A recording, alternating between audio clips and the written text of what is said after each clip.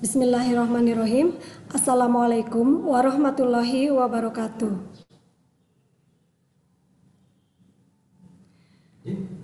Alhamdulillahirrabbilalamin. Puji dan syukur kita panjatkan kehadirat Allah Subhanahu wa Ta'ala, karena atas izinnya kita bisa berkumpul di sini dalam webinar Klinik Batan KNB BRIN Bandung. Bertepatan dengan hari ini, hari Jumat, tanggal 22 Oktober tahun 2022. Kali ini saya ditemani oleh Dr. Gigi Rizky Friskilia. Selamat pagi Bu Rizky. Apa kabar Bu? Beliau aktif sebagai pelaksana fungsi kedokteran nuklir Bandung di Direktorat Pengelolaan Fasilitas Ketenaga Nukliran.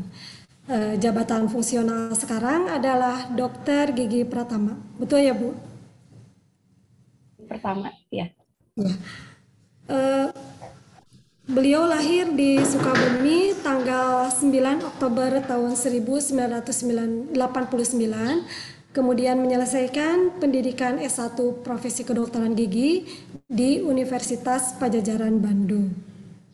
Kemudian untuk pengalaman kerja beliau dari tahun 2016 sampai dengan 2018, Dokter Gigi PTT di Puskesmas Cikancung, Kabupaten Bandung.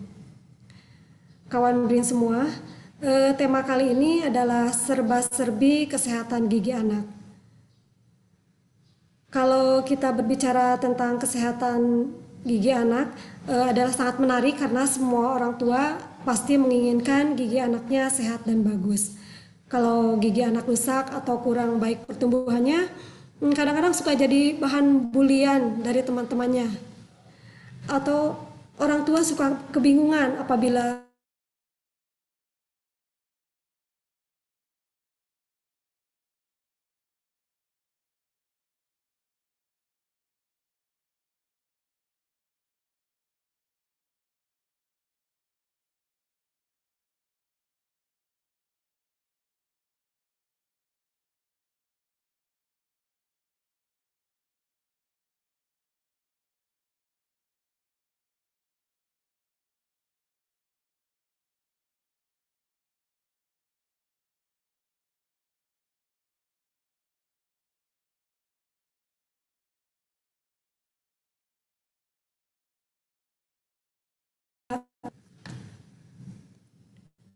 selanjutnya kami persilahkan kepada Dr. Rizky untuk memberikan paparannya.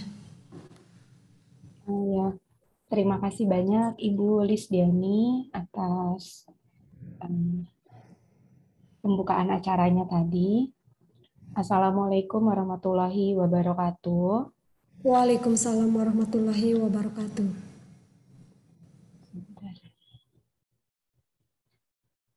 Bapak Ibu yang saya hormati, Alhamdulillah hari ini kita bisa berjumpa kembali di acara Bincang Kesehatan bagi Pegawai pada hari Jumat ya Bu. Bapak Ibu, untuk tema kali ini izinkan saya untuk menyampaikan materi mengenai serba-serbi kesehatan gigi anak. Mungkin kenapa ya gigi anak yang dipilihnya gitu? Karena saat ini tuh hampir kebanyakan ya kita kan punya anak kecil, baik itu anak kita atau sepupu atau keponakan atau mungkin cucu gitu ya. Nah, kita mulai saja masuk ke materinya. Saya izin share screen ya.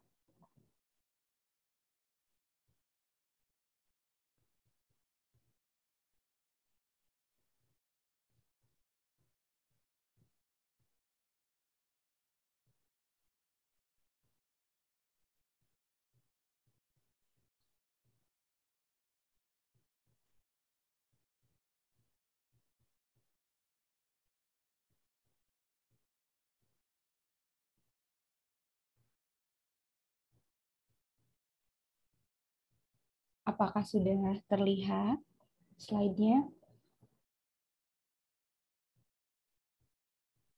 Sudah, Dok. Ya, oke. Jadi tema hari ini tuh tentang serba-serbi kesehatan gigi anak. Kesehatan gigi anak tuh sebetulnya sangat luas ya, mulai dari tumbuh kembangnya, lalu masalah-masalah yang umum terjadi pada gigi anak, dan bagaimana ya cara untuk perawatan gigi anak.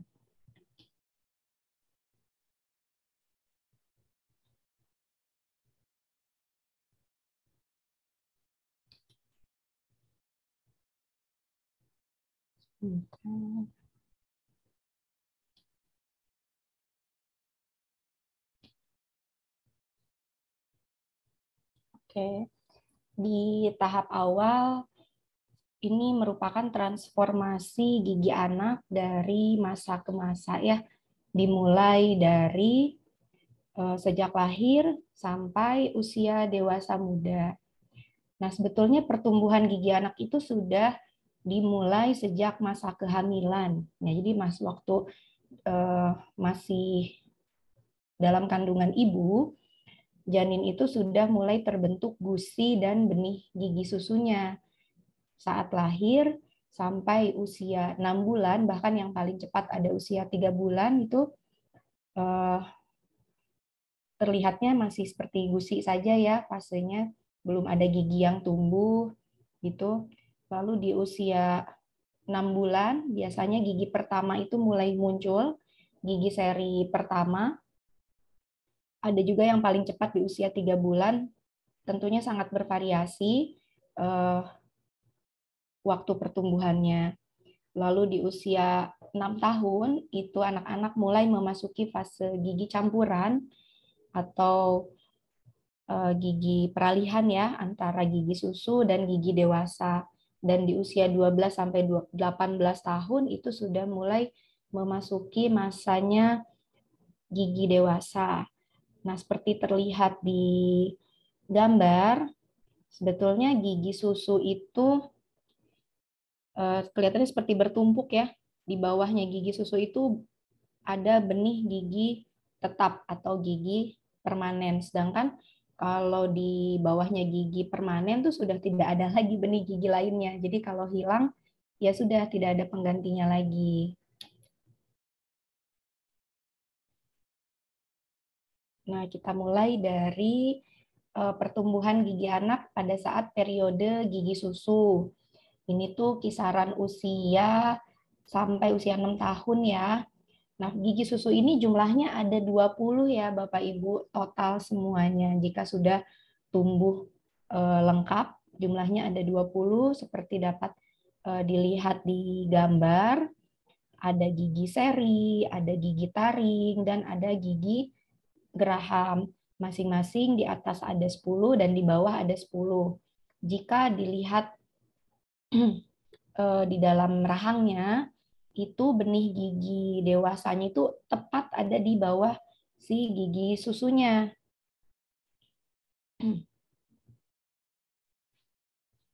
Nah, makanya fungsi penting gigi susu ini adalah sebagai guidance atau petunjuk bagi gigi dewasa yang akan tumbuh, sehingga gigi dewasanya ini bisa tumbuh sesuai dengan lengkung giginya.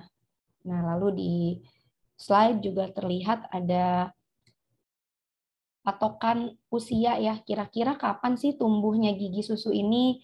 Mulai dari 6 sampai 7 bulan itu biasanya gigi seri bawah yang tumbuh, lalu berikutnya gigi seri atas, dan sampai lengkap itu di usia 3 tahun.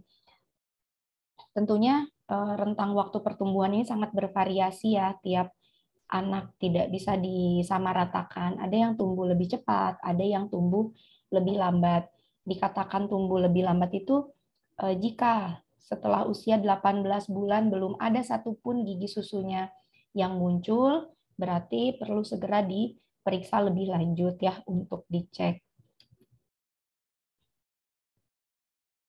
Nah, berikutnya adalah periode gigi campuran. Biasanya dimulai dari usia 6 tahun sampai 12 tahun. Kalau tadi gigi susu itu jumlahnya ada 20 totalnya, kalau gigi tetap ini jumlah totalnya nanti ada 32. Tentunya tidak langsung ya semuanya tumbuh. bersamaan, ada timeline-nya atau periode-periode waktunya. Nanti bisa dilihat di materinya rentang usia tumbuhnya gigi tersebut. Biasanya, nah ini ada yang menarik ya, kita akan menyangkanya semua gigi tetap tumbuh itu pasti akan menggoyangkan gigi susu. Tapi kenyataannya tidak seperti itu. Jadi ada gigi namanya gigi geraham permanen atau gigi geraham pertama itu dia itu mulai tumbuh di usia 6 sampai 7 tahun dan tidak didahului oleh kegoyangan gigi susunya. Kenapa? Karena tadi seperti kita ketahui, gigi susu itu kan hanya 20 ya. Sedangkan gigi dewasa itu ada 32. Seperti terlihat di gambar nih, kalau gigi susu itu, misal kita lihat gigi anak kita, jika dihitung dari gigi seri yang tengah atau gigi seri pertama, itu jumlahnya tuh ada 5, 1, 2, 3, 4, 5. Nah, itu gigi susu tuh sampai situ. Kalau sudah terlihat ada gigi geraham yang besar yang ke-6, maka bisa dipastikan itu adalah gigi geraham pertama. Gitu. Nah, gigi geraham pertama ini tuh sering sekali disangka sebagai gigi susu, sehingga banyak orang tua yang membiarkan giginya itu berlubang, dan akhirnya gigi tersebut paling sering mengalami kerusakan atau pada akhirnya terpaksa dicabut lebih awal.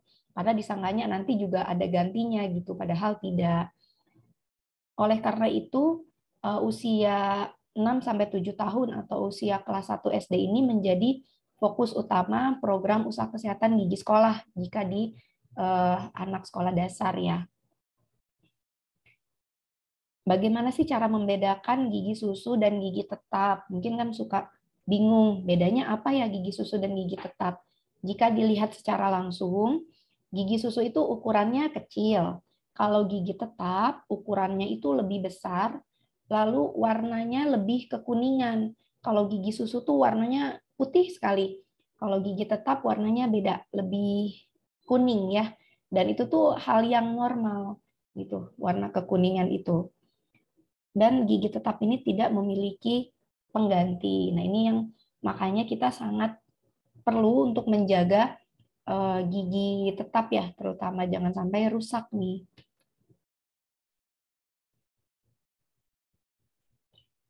Apa saja ya masalah umum pada gigi anak? Sebetulnya masalahnya sangat banyak, namun yang paling sering terjadi itu ada 3.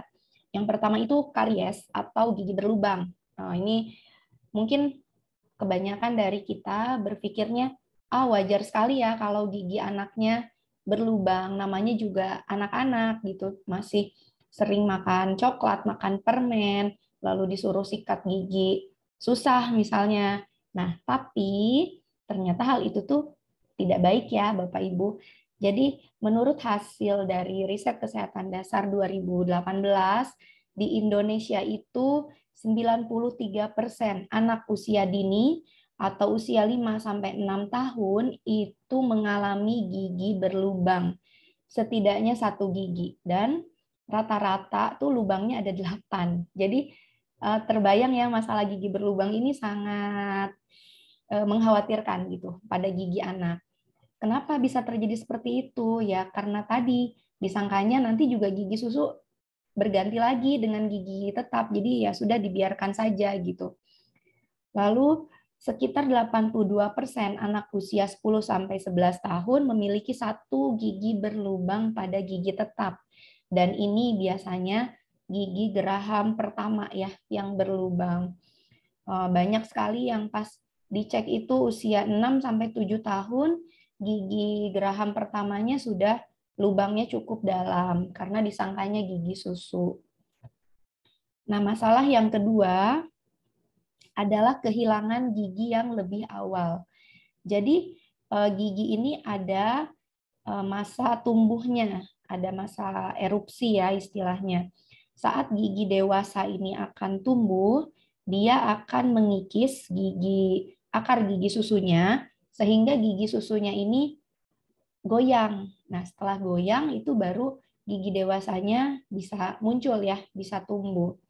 Tapi ada beberapa kondisi Misalnya gigi susunya mengalami kerusakan, lubang, sehingga perlu dicabut, atau ada cedera di area wajah, misalnya anaknya jatuh, terbentur, sehingga giginya patah. Ada juga yang eh, giginya tuh berlubang dan dibiarkan gitu ya, terutama lubang di sela-sela gigi, itu saat diperiksa secara langsung, ternyata ruangan rahangnya sudah menyempit. Akibatnya, jika ruangannya sudah menyempit, terjadi kehilangan ruangan untuk tumbuhnya gigi tetap, sehingga giginya nanti jadi berjejal atau tidak sesuai lengkung. Lalu masalah yang ketiga yang paling sering itu adalah maloklusi atau gigi berjejal. Ini salah satu akibat dari tadi ya, kehilangan gigi lebih awal gitu. Selain itu juga bisa karena genetik, bisa juga karena kebiasaan buruk di rongga mulut. Apa saja anak-anak? Nah, misalnya minum susu botolnya itu lebih dari usia 2 tahun gitu, sampai SD masih minum susu dot ya, atau mengempeng, atau kebiasaan menghisap-hisap jari, mengemut jempol gitu ya, atau mengunyahnya lama sekali gitu, diemut makannya. Nah, ini juga akan mempengaruhi pertumbuhan dan perkembangan rahang. Otomatis ruangan untuk giginya juga jadi lebih sedikit, sehingga giginya jadi berjejal. Nah, untuk pencegahan dan perawatan itu sebaiknya dilakukan sedini mungkin nih, dari kecil gitu ya, sudah rutin diperiksakan. Saat ini mulai banyak perawatan-perawatan pencegahan, tidak hanya misalnya memakai alat kawat gigi gitu ya yang mudah dikenali gitu, bukan. Perawatan pencegahan untuk anak-anak tuh mulai dari pencabutan gigi sesuai dengan usianya, lalu menambal gigi-gigi yang mengalami lubang. Itu sudah termasuk perawatan pencegahan. Akibat dari gigi yang berjejal ini tentu saja akan mengganggu proses pengunyahan, proses pembersihan giginya, fonetik atau pengucapan ya, bicara anak, misalnya jadi cadel, lalu secara estetika juga jadi kurang percaya diri anaknya gitu. Dan untuk usia anak, kelainannya ini tidak hanya pada susunan gigi geligi Bapak Ibu, tapi juga di rahangnya karena sedang mengalami pertumbuhan ya. Tadi terlewat untuk gigi berlubang, ini bisa dilihat di gambar yang A, itu merupakan contoh dari istilahnya itu karies botol susu gitu ya. Karies atau lubang akibat anak kecilnya ini sering minum susu dari botol. Kalau yang gambar B itu rampan karies. Sekilas mirip, namun perbedaannya kalau karies botol susu itu yang rusak hampir seluruh giginya kecuali gigi seri depan bawah. Karena gigi seri depan bawah itu tertutupi oleh lidah saat anak ini meminum susu dari dot ya. Kalau yang rampan karies itu mengenai seluruh permukaan gigi tanpa terkecuali dan biasanya lebih dari 10 gigi. Kondisi seperti ini tidak bisa dibiarkan ya Bapak Ibu, memerlukan perawatan seawal mungkin. Nah, kenapa sih gigi anak itu penting sekali untuk dijaga? Kenapa? Kan nanti juga berganti gitu ya. Karena gigi anak itu akan mempengaruhi kesehatan tubuhnya dan kesehatan gigi dewasa ya pastinya. Yang pertama itu akan mempengaruhi pertumbuhan dan perkembangan anak. Jika anak memiliki gigi berlubang, mungkin kalau tahap awal tidak menimbulkan gejala ya, hanya rasa ketidaknyamanan. Kalau anak-anak kan tidak seperti dewasa. Kalau hanya linu atau mungkin nyelip-nyelip makanan, dia masih tidak banyak mengeluh ya. Tapi bisa dilihat dari misalnya makannya kok jadi lama banget gitu, atau makannya nih jadi sedikit dibanding biasanya. Nah, perlu dicek apakah giginya berlubang. Kalau sudah tahap lanjut, gigi yang berlubang ini tentu saja akan menimbulkan sakit gigi. Nah, kalau sudah sakit gigi, nafsu makan anak akan semakin berkurang, otomatis asupan nutrisinya juga berkurang, sehingga anak akan kekurangan zat-zat gizi penting ya dalam masa pertumbuhannya. Tuh. Lalu kekurangan zat gizi ini juga akan menimbulkan gangguan pertumbuhan dan perkembangan anak, tidak hanya fisiknya yang terdampak, namun juga akan berpengaruh pada kecerdasan anak. Lalu karies gigi juga menjadi sumber infeksi dan dapat menyebar ke bagian tubuh lain. Karies itu kan penyebabnya dari bakteri ya, namanya bakteri bisa menyebar melalui pembuluh darah, dan kalau infeksi serius itu bisa masuk ke jantung atau ke ginjal. Atau gangguannya di kulit, paling sering sih ya, anak-anak itu ada kelainan kulit, ternyata dari giginya yang berlubang. Lalu kedua itu kecerdasan anak. Apa hubungannya? Kalau sakit gigi itu tentu saja akan mengganggu konsentrasi anak saat belajar di sekolah ya. Selain itu juga akan berpengaruh pada ketidakhadiran anak di sekolah. Jadi penurunan prestasi belajar anak. Jadi ada penelitian tuh di Filipina itu sakit gigi menjadi penyebab kedua terbanyak anak tidak masuk sekolah katanya.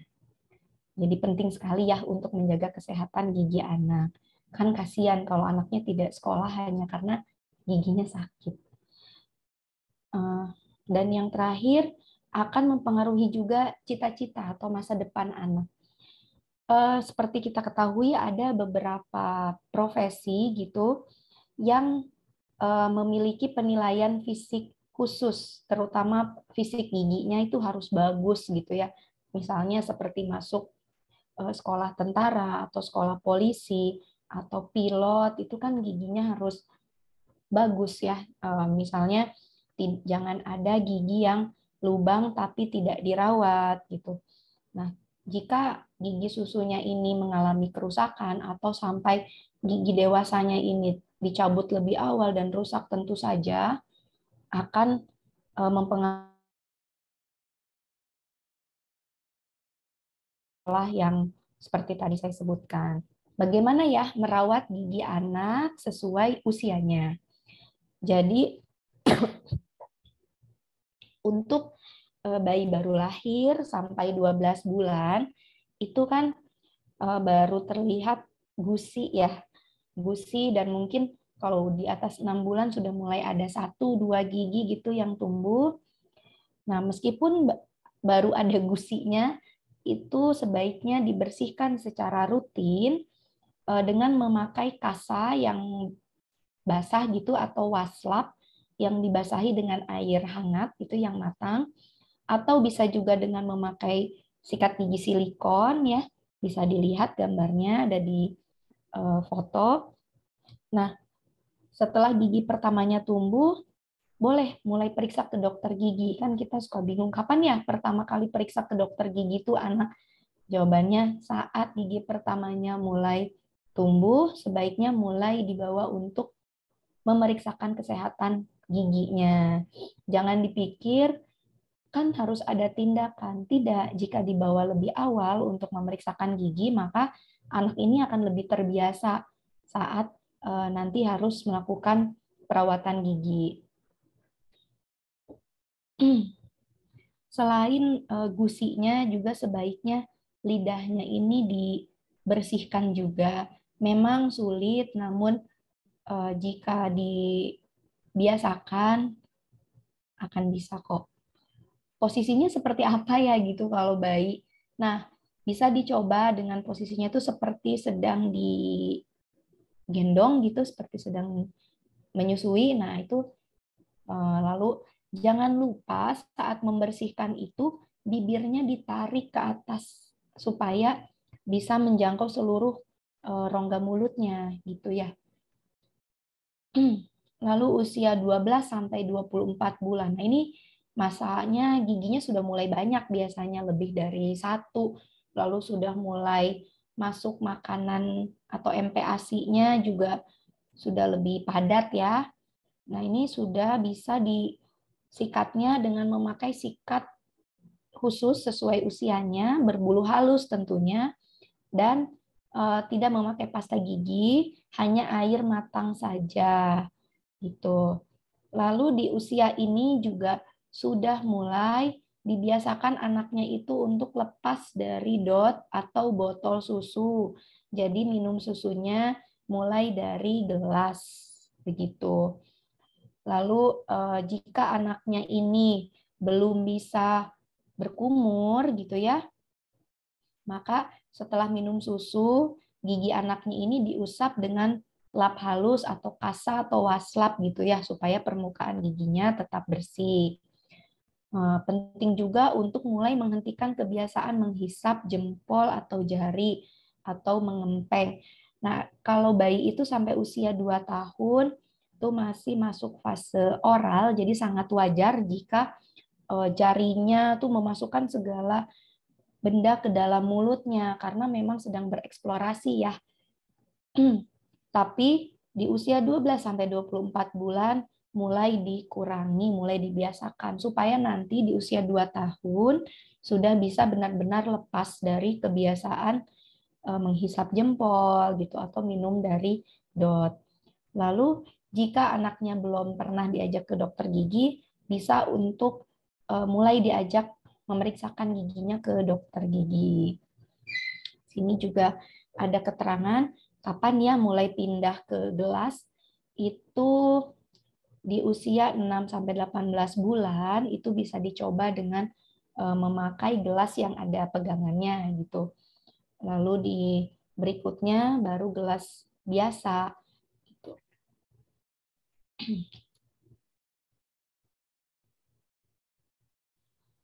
Saat anak sudah berusia lebih dari 2 tahun, maka perawatannya ini anak ini sudah mulai dibiasakan untuk menyikat gigi 2 kali sehari, pagi setelah makan dan malam sebelum tidur.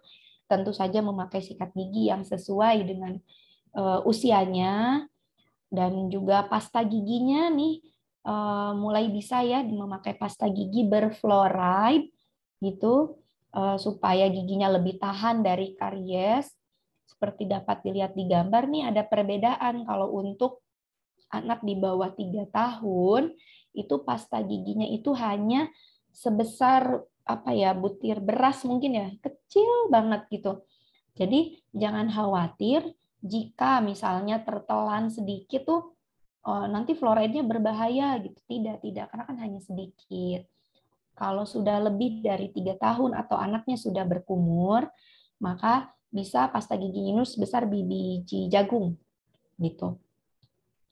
Motivasi anaknya ini untuk mulai menyikat giginya sendiri. Biasanya anak usia segitu kan ingin mencoba sendiri ya segala sesuatu. Namun setelah dia menyikat gigi sendiri itu sama orang tuanya tuh disikatin lagi, diulang sampai bersih gitu. Karena anak-anak ini baru bisa dilepas menyikat gigi sendiri itu di usia 6 sampai 8 tahun Bapak Ibu, atau patokannya saat tulisannya ini sudah terlihat lebih bagus. Artinya motorik tangannya ini sudah lebih bagus gitu. Jadi bisa dipastikan menyikat giginya juga sudah bersih. Kalau di bawah 6 tahun tuh yakin tidak akan bersih ya sikat giginya. Lalu orang tua ini mendampingi anak saat menyikat gigi. Jadi tidak hanya memberikan perintah, kamu harus sikat gigi ya sebelum tidur. Tidak, tapi juga ikut mendampingi anaknya saat saat menyikat gigi. Lalu mulai melakukan kunjungan rutin ke dokter gigi minimal 1 tahun sekali ya, idealnya memang 6 bulan sekali. Lalu orang tua juga rutin untuk memeriksa kesehatan gigi anaknya sendiri gitu, mandiri di rumah. Saat menyikat gigi juga jangan lupa bibirnya ditarik karena banyak sekali area gigi atas tuh kan tertutup bibir ya, jadi tidak bersih gitu sikat giginya sehingga giginya banyak yang lubang di situ. Nah, ini ada tips menyikat gigi anak. Jadi gimana ya, anak saya tuh susah banget gitu sikat giginya, malah suka nangis gitu atau jadi ngamuk. Tipsnya adalah bisa dicoba ya. mulai dilakukan sedini mungkin untuk membiasakan anak. Tadi kan sebisa mungkin sejak bayi itu sudah mulai dibersihkan gusinya. Otomatis anak akan terbiasa, oh ada benda asing ya yang masuk ke mulut saya, bahwa ini gigi saya tuh sudah mulai rutin dibersihkan gitu. Dia merasanya seperti itu, pembiasaan intinya sih. Lalu ajak anaknya untuk sikat gigi bersama. Orang tua itu memberikan contoh, bukan hanya perintah. Karena banyak orang tua yang hanya menyuruh anaknya, kamu harus sikat gigi sebelum tidur, tapi orang tuanya sendiri tidak menyikat gigi sebelum tidur. Jadi sebaiknya sikat giginya bersama ya, bersama-sama menyikat gigi di kamar mandi gitu sebelum tidur. Jadi anak akan lebih menuruti gitu. Nah, buat suasana yang menyenangkan saat menyikat gigi. Jadi misalnya dengan membacakan buku-buku yang bertemakan menyikat gigi, atau sekarang kan medianya sudah ini ya, banyak juga di media sosial gitu video-video tentang cara menyikat gigi. Nanti juga saya akan share ada link yang menurut saya sangat bagus ya. Bagaimana sih caranya menciptakan suasana yang menyenangkan gitu untuk menyikat gigi anak dari Pepsodent. Nah, lalu angkat bibir anaknya untuk memastikan semua permukaan gigi tersikat dengan baik. Kadang karena anaknya ini susah gitu ya, jadi sikat giginya cepet-cepet, udah selesai. Nah, padahal belum bersih juga. Ini bisa dilihat di gambar posisi orang tuanya ya, kalau sudah anaknya lebih besar, nih bisa seperti ini. Jadi orang tuanya menyikati gigi anaknya di belakang gigi anak sambil dilihat gitu. Atau kalau saya sih yang mudah dipraktekkan itu anaknya ini digendong, dipangku gitu ya, seperti sedang menyusui gitu. Tuh bisa dilakukan sampai usia anak sesuai berat anaknya ya, tentunya sesuai berat badan anaknya. Kisaran 4 tahun lah itu masih bisa. Posisi orang tua ini sangat menentukan sih ya. Jadi kalau posisinya seperti menggendong bayi itu, otomatis anak tuh merasa seperti dipeluk. Lalu kita juga bisa menarik bibir anaknya gitu. Jadi anaknya ini merasa nyaman dan juga bersih ya sikat giginya gitu daripada dipaksa-paksa gitu. Lalu berikan sikat gigi anak sesuai usianya. Saat ini di pasaran sudah banyak sekali ya pilihan sikat gigi yang desainnya tuh menarik gitu, sesuai kesukaan anak nih. Tetap dikasih tahu. Jadi jangan dibiarkan misalnya anaknya kekeh saya pengennya sikat giginya yang ini, tapi ternyata ukurannya terlalu besar. Nah, kita sebagai orang tua juga perlu memberitahukan ya yang cocok ini, yang ini seperti ini gitu sikat giginya, usianya. Nah, jadi pilih sendiri desainnya yang mana. Biasanya kalau mereka memilih sendiri sikat gigi itu akan lebih semangat biasanya. Lalu sikat gigi ini jangan dijadikan sebagai hukuman atau ancaman. Nanti anaknya akan trauma. Nah, terus setelah menyikat gigi cukup kumur 1 kali agar kandungan fluorida dalam pasta giginya ini dapat menempel lebih lama di permukaan gigi. Jadi nggak usah kumur berkali-kali gitu ya. Malah si fluoride ini lepas, jadi percuma deh sikat giginya. Nah ini link yang tadi saya maksudkan, bukan disponsori ya Bapak Ibu, cuman kebetulan memang yang ada di kita di Indonesia ini dari tanyapepsodent.com. Nanti mungkin bisa di klik ya linknya. Di sini ada materi edukasi menyikat gigi, lalu ada kegiatan menyenangkan nih untuk si kecil yang bertemakan tentang kesehatan gigi. Yang paling penting dalam mengajak anak untuk menyikat gigi adalah jangan menyerah gitu. Kalau saya prinsipnya lebih baik saya tega menyikat gigi anak saya daripada dia giginya berlubang atau sakit. Karena kalau gigi anak sakit itu rasanya ke satu tidak tega ya, kedua sebagai dokter pun perawatannya akan lebih susah gitu. kasihan anaknya kalau sakit gigi.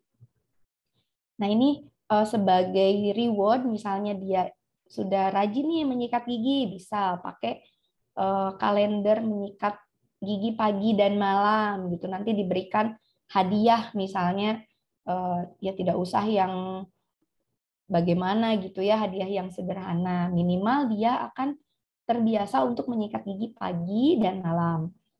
Ada juga sertifikat penghargaan gitu ya kalau dia sudah lulus 21 hari menyikat gigi. Ada juga panduan untuk orang tuanya. Nah, ini bagaimana ya mengatasi ketakutan anak pada perawatan gigi. Jadi banyak anak-anak itu jangankan untuk memeriksakan gigi, baru diajak aja mungkin sudah nangis-nangis ya untuk periksa gigi tuh. Sudah sampai tempat perawatan giginya, belum masuk ruangan sudah nangis juga. Gimana ya supaya tidak takut?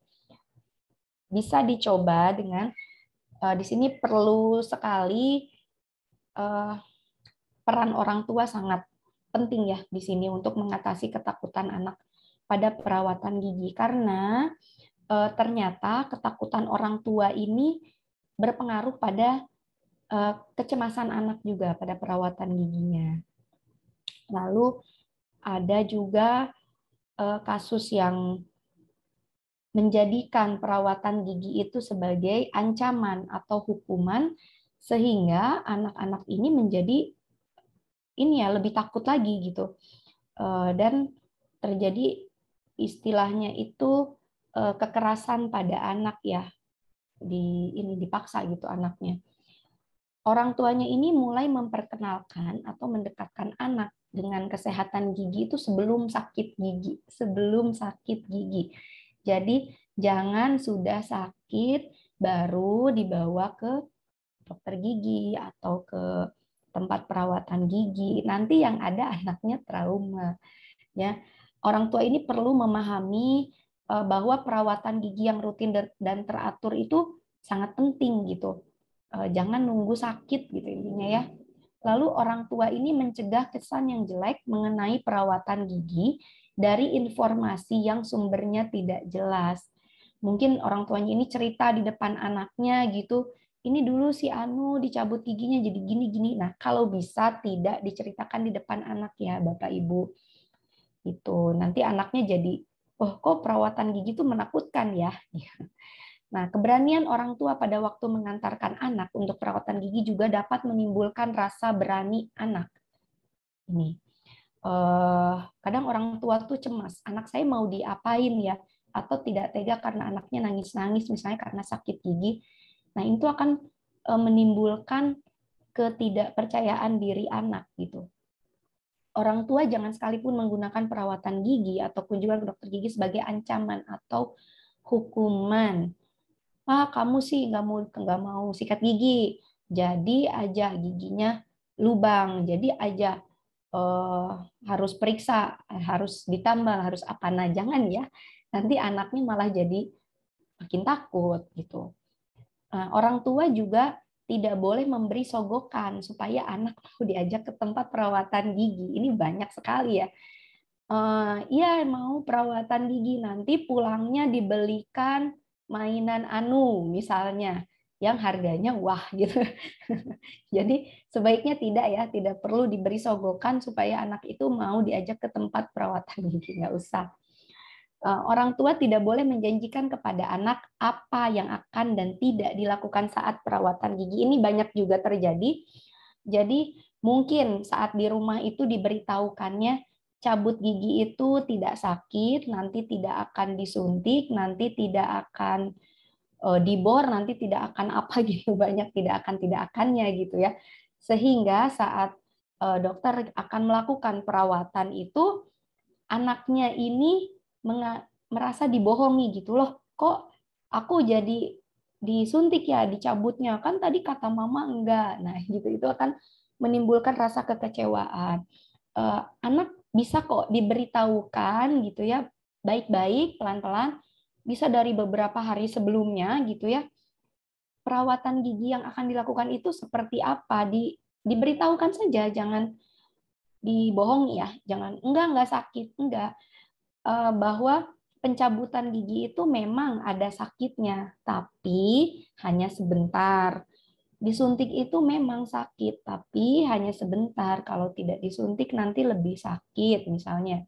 Atau kalau giginya lubang itu nanti giginya dibersihkan dulu, mungkin dengan memakai bor atau alat lain ya. Nah, jadi anaknya ini akan lebih siap saat melakukan perawatan gigi. Kalau anaknya lebih siap, insya Allah saat perawatan tuh bisa lebih kooperatif.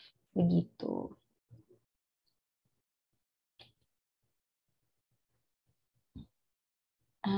Materinya sudah selesai. Sekian presentasi dari saya. Terima kasih banyak atas perhatian Bapak Ibu. Jika ingin ada yang ditanyakan, nanti bisa di sesi diskusi ya. Saya akhiri share screen-nya.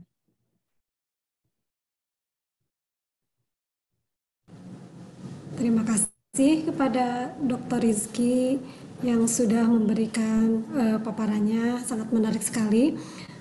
Nampaknya kalau kita dengar tadi bahwa perawatan gigi anak itu lebih banyak berkaitan dengan psikologis dan pembiasaan ya dok ya? Iya betul Ibu. Dan juga mungkin ini usaha orang tua yang maksimal yang bisa menjadikan gigi anak itu jadi terawat ya, seperti itu dok ya? Ya betul, perlu kerjasama juga dengan orang tuanya ya. Ya betul. Kalau anaknya tidak mau tuh jangan, ya udahlah nggak apa-apa. Nah seperti itu. Biasanya Dicoba orang lagi, tua itu, dicoba lagi. ya biasanya orang tua itu sayang sama anaknya, tidak apa-apa seperti itu. Eh, Mungkin nanti dari yang lain ada yang ingin berdiskusi. Namun sebelumnya kita akan abadikan momen ini dengan melakukan foto bersama. Ibu dan Bapak, kami persilakan untuk membuka kamera. Kita akan foto bersama. Ada satu slide saja yang saya lihat. Silahkan untuk membuka kamera. Sudah, 1, 2, 3. Oke, terima kasih kepada Ibu dan Bapak. Selanjutnya silahkan kepada Ibu dan Bapak yang akan ditanyakan kepada Dr. Rizky untuk menggunakan fitur raise hand atau menulis di kolom chat.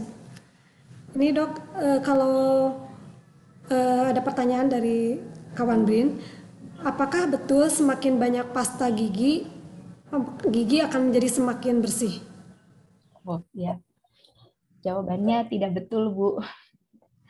Jadi pasta gigi itu dipakai sesuai ukurannya ya.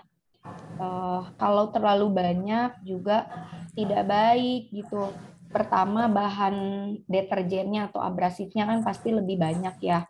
Ini bisa merusak lapisan permukaan gigi.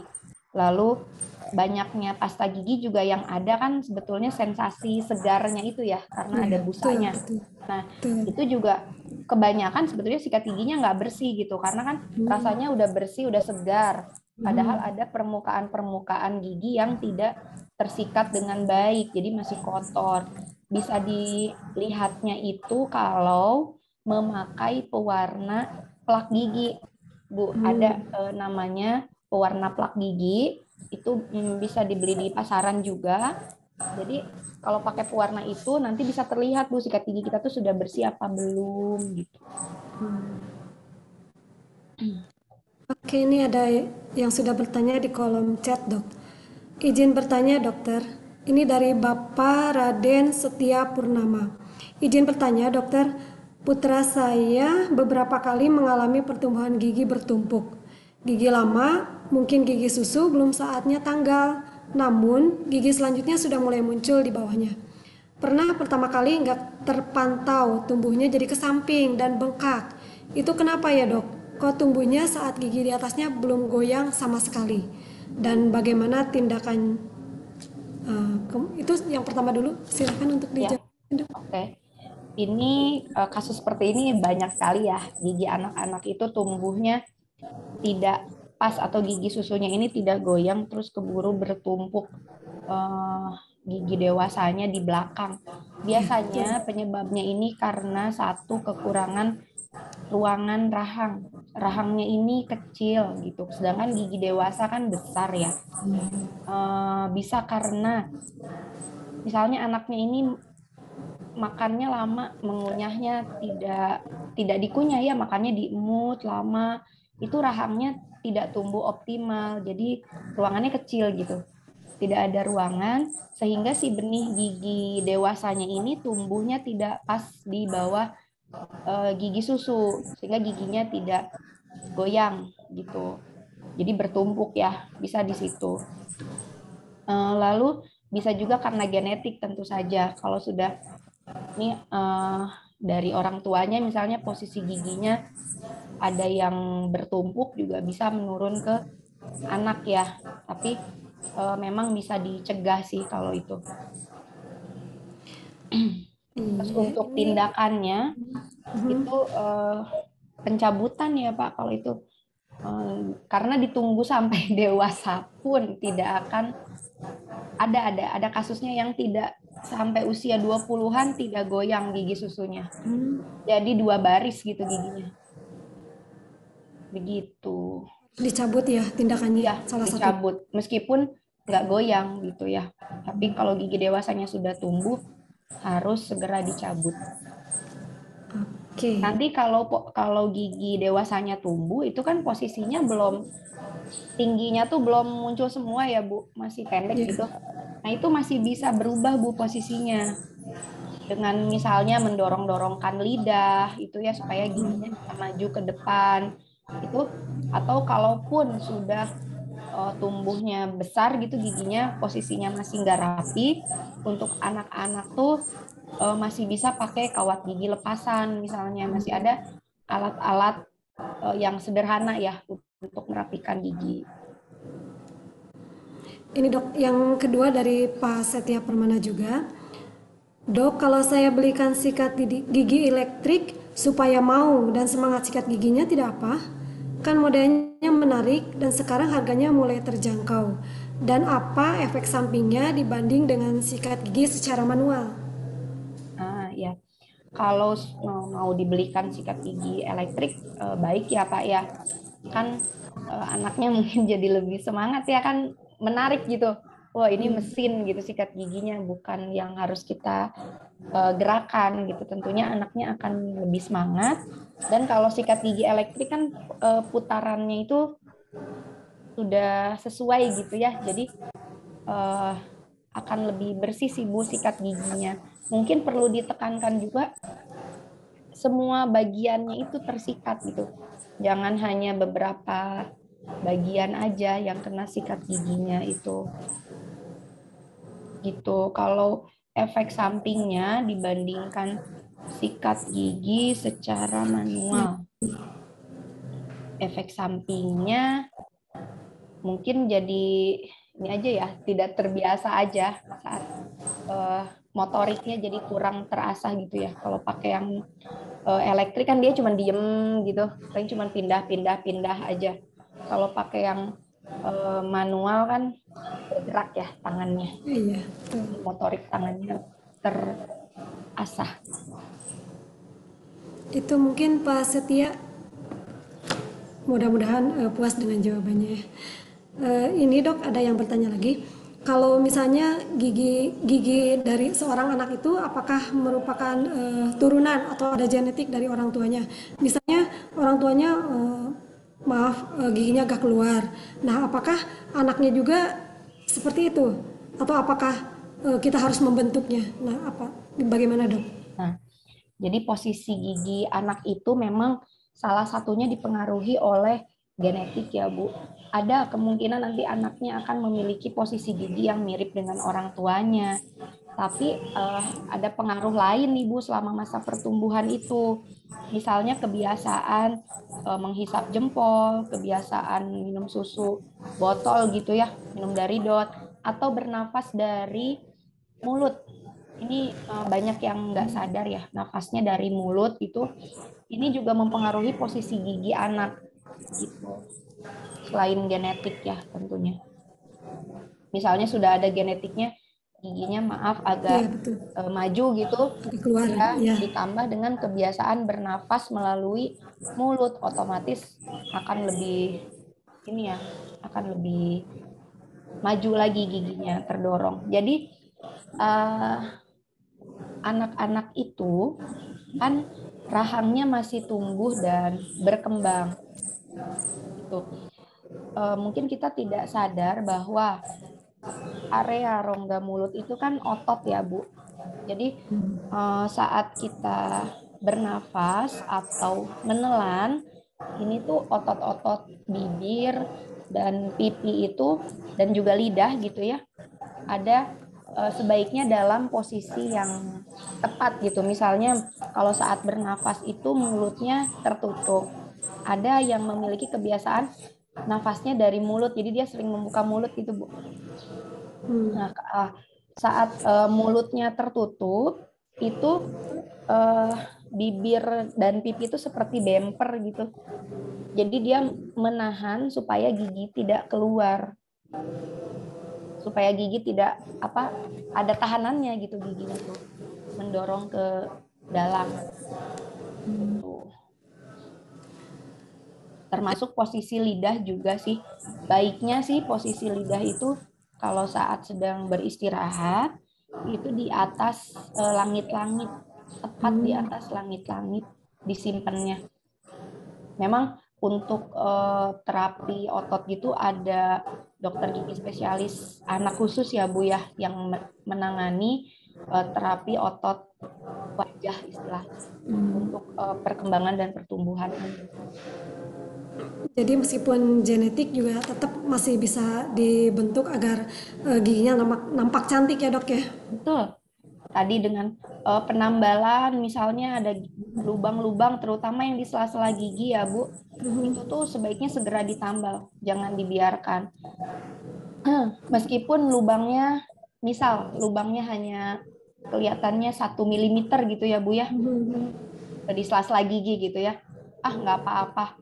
Itu si gigi sebelahnya itu bisa geser. Jadi ruangannya kan menyempit ya, Bu.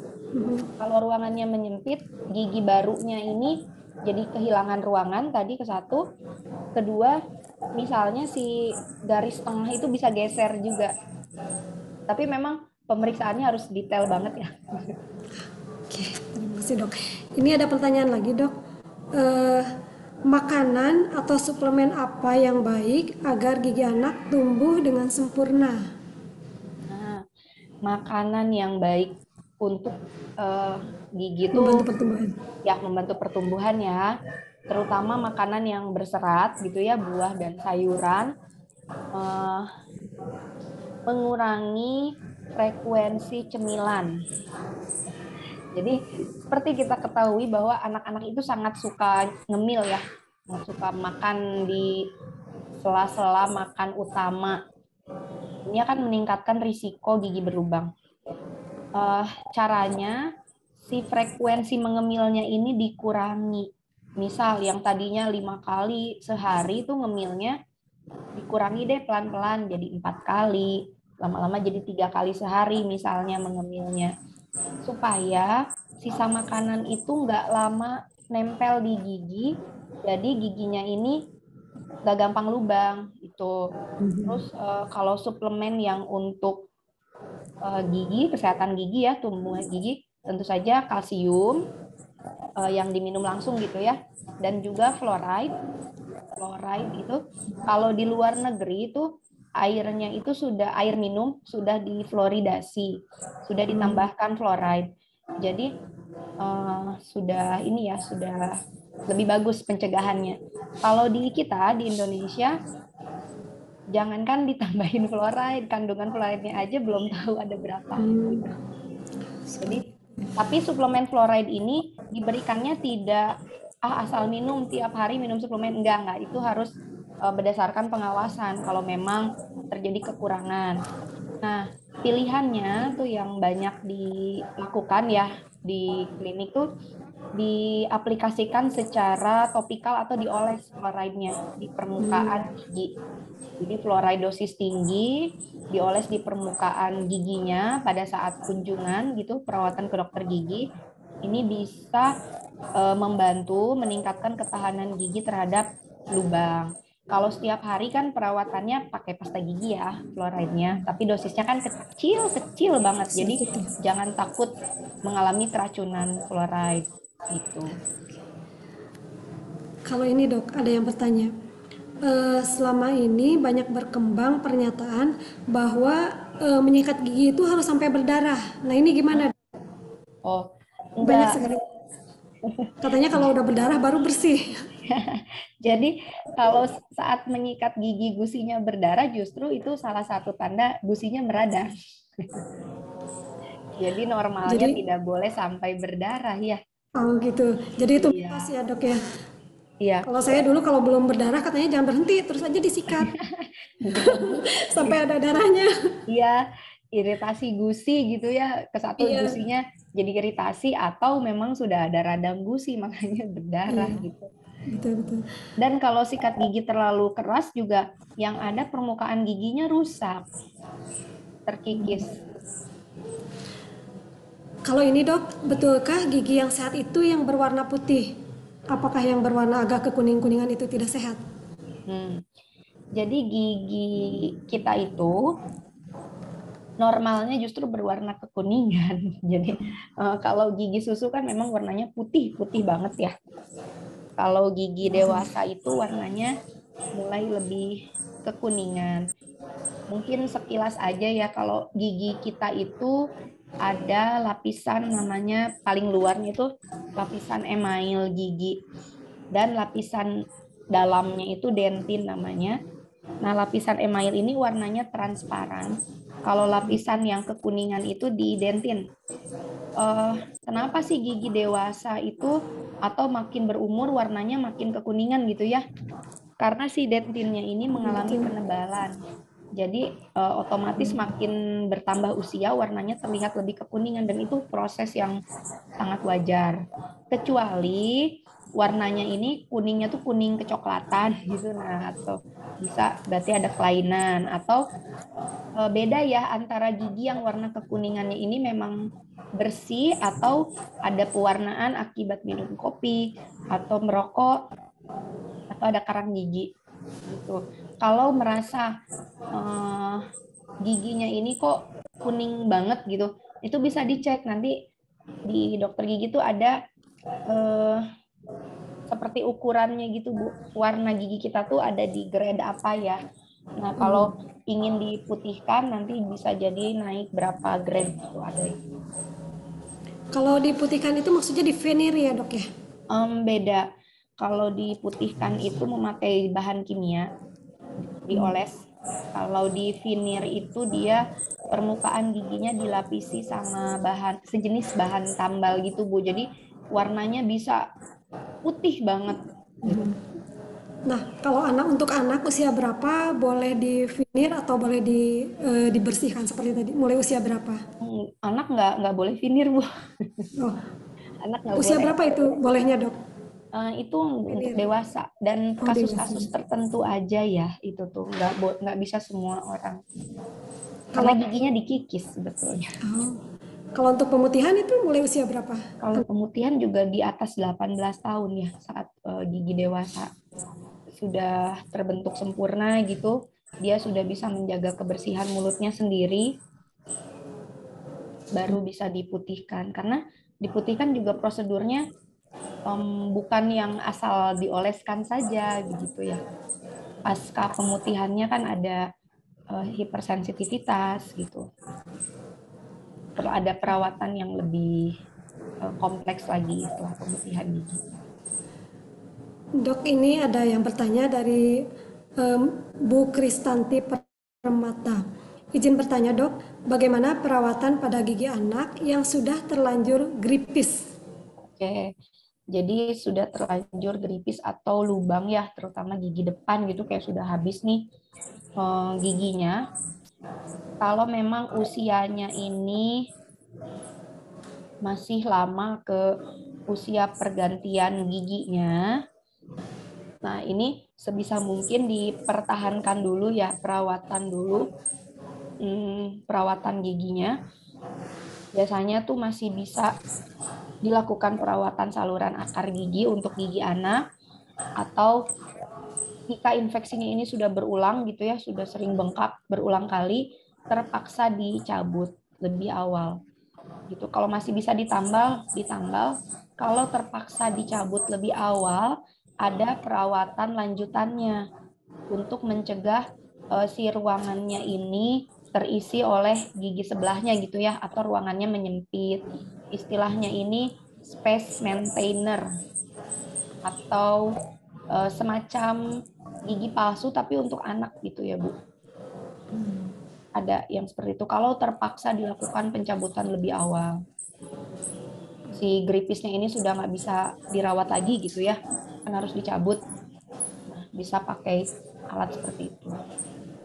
Iya, seperti itu Bu Tanti mungkin ya. Ini ada yang bertanya lagi, izin bertanya lagi dok dari Pak Setia Purnama. Bicara mengenai lidah, apakah tidak apa-apa putra saya umurnya mau 4 tahun, lidahnya dibersihkan dengan alat pembersih oleh ibunya. Sama satu lagi, apakah kalau saat tidur ngeces berlebih itu ada hubungannya dengan masalah gigi atau tidak? Oke. Ke satu, untuk membersihkan lidah dengan memakai alat pembersih lidah boleh ya, karena membersihkan lidah itu sangat dianjurkan gitu. Bahkan untuk anak juga sudah bisa dicoba dengan memakai benang gigi atau flossing. Kalau anaknya sudah mau gitu, sudah mau diajak, sudah bisa nih sikat giginya udah bagus nih, tambahin dengan bersihin pakai benang gigi boleh. Tambahin lagi bersihin lidahnya, tentu saja ya, permukaan lidah kan seperti handuk tuh, banyak sisa makanan, kotoran menempel. Nah, itu perlu dibersihkan. Mungkin kalau masih bayi dulu kan bersihinnya pakai kasa atau waslap. Kalau sudah 4 tahun ya memang sudah bisa pakai pembersih lidah. Saat ini sudah banyak kok pembersih lidah yang untuk anak-anak gitu, yang bentuknya tuh lucu-lucu gitu, kayak ada lollipop gitu, Bu. Bentuknya tuh unik banget gitu. Ada itu pembersih lidah.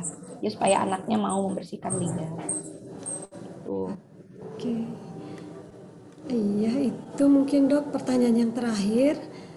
Ibu dan Bapak sudah apakah masih ada yang ingin bertanya? Silahkan. Oh ini ya.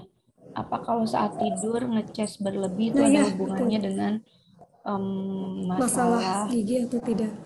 gigi nggak ya? Ngeces ya. Berliur ya. Iya, betul. Berliur. Berarti kan saat tidur mulutnya tidak Terbuka, tertutup. iya. Mulutnya terbuka. Lebih karena ini pernapasannya ada gangguan nggak ya? Gitu. Kenapa mulutnya tidak menutup gitu? Berarti ada gangguan di saluran pernapasan kah? Atau di pencernaannya kah? Begitu. Kalau karena giginya sakit atau bermasalah sih rasanya enggak ya. Mungkin ada bakat-bakat juga ya dok ya. Seseorang itu tidur dengan mulut terbuka atau tertutup. Saya pernah lihat ada yang menggunakan solatip. Itu diperbolehkan atau tidak Oh dok? iya, itu boleh Bu. Jadi itu yang tadi hubungannya bernafas melalui mulut itu Bu. Kebiasaan itu tuh. Kebiasaan istilahnya ya. Jadi untuk supaya nggak bernafas lagi Melalui lewat mulut. mulut, mulutnya diselotip saat tidur. Ya Atau betul. itu kan sederhana banget ya diselotip. Tapi ada juga alatnya yang memang dipasang Bu, dimasukin ke mulut seperti pelindung sarung tinju gitu, khusus dipakai saat tidur. Gitu, untuk namanya oral screen istilahnya ya. Nah, itu untuk melatih supaya si mulutnya ini dipaksa menutup saat tidur gitu. Nah, pasti tertutup. Karena terbuka itu berpengaruh juga untuk kesehatan. Berpengaruh ke apa? Kesehatan gigi ya. Terus berpengaruh juga ke kesehatan umum kan, kalau mulutnya terbuka, udara yang masuk kan dari mulut, bukan hidung. Sedangkan seharusnya kan kalau masuk lewat hidung disaring dulu ya udaranya di rambut-rambut hidung nih. Jadi udara yang masuk ke tubuh kan sudah bersih gitu. Kalau masuk melalui mulut, ya jadinya rentan terinfeksi atau Iya. kekeringan. Betul dok, terima kasih dok penjelasannya. Mungkin karena waktu juga kita harus berpisah, eh, kita cukupkan diskusi kita kali ini. Mungkin untuk yang terakhir, dokter silahkan barangkali ada harapan atau himbauan buat kawan BRIN semua yang sekaligus juga menjadi closing statement dalam acara ini. Oke, jadi harapannya untuk kita lebih menyadari pentingnya untuk menjaga kesehatan gigi anak ya, dan juga jangan lelah untuk mengajak anak membersihkan giginya atau melakukan perawatan gigi rutin. Oke, terima kasih Dr. Rizky atas sharing ilmunya. Semoga apa yang disampaikan dapat bermanfaat dan menambah wawasan bagi kita semua tentang kesehatan gigi anak-anak terutama. Dan ternyata perlu usaha yang besar dari orang tua agar anak-anak giginya tumbuh cantik dan bagus gitu ya dok ya. Dan sehat. Kawan BRIN semua, tak terasa sudah lebih dari 1 jam kita melewati sesi diskusi ini. Saya Lisdiani dan juga Dr. Rizky undur pamit.